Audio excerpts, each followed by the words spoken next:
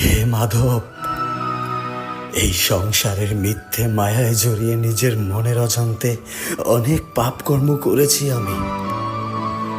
তোমার কাছে শুধু চাওয়া পাওয়া আশা আকাঙ্ক্ষা নিবেদন করেই জীবনটাকে মৃত্যুর দিকে অতিবাহিত করলাম, কিন্তু কখনো তোমাকে জেনে উঠতে পারলাম না।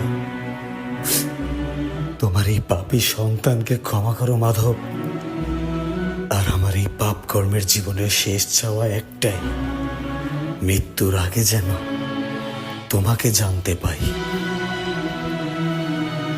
হে মানব, যে আমাকে জানে বা জানার চেষ্টা করে তার কখনো মৃত্যু হয় না।